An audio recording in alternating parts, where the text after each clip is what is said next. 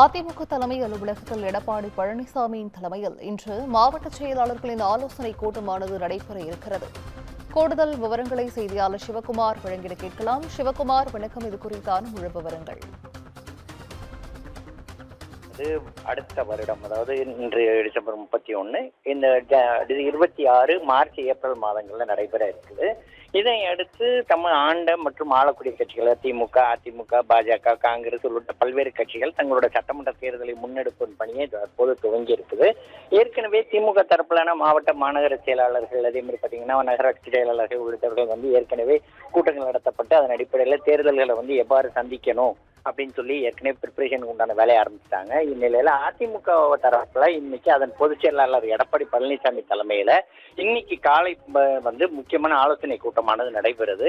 இந்த கூட்டம் பாத்தீங்கன்னா காலைல 11 மணிக்கு ராயப்பேட்டையில உள்ள கட்சியோட தலைமை அலுவலகத்துல துவங்க இருக்கிற இந்த கூட்டத்துல அதிமுக மாவட்ட செயலாளர்கள் அனைவரும் கலந்து கொள்ள தற்போது உத்தரவிடப்பட்டிருக்குது. இதனை அடுத்து பாத்தீங்கன்னா தமிழகத்தின் பல்வேறு பகுதிகளைச் சேர்ந்த அதிமுக மாவட்ட செயலாளர்கள் நேற்றே தலைமைச் செயலகத்தை நோக்கி, அதாவது அதிமுகவோட தலைமைச் செயலகமான ராயப்பேட்டை இதை நோக்கி புறப்பட்டு போக துவங்கிட்டாங்க.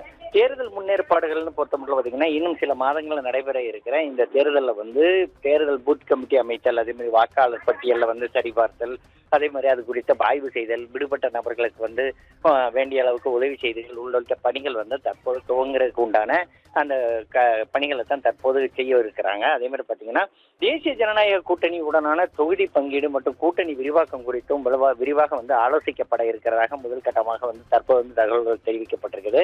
அதே மாதிரி சட்டமன்ற தேர்தலில் போட்டியிட விருப்பம் தெரிவித்து விண்ணப்பிப்பதற்கான கால அவகாசம் இன்னைக்கு முடிவடைகிற நிலையில அதிமுக மாவட்ட செயலாளர்கள் அனைவருமே அங்க போயிருக்கிறாங்க.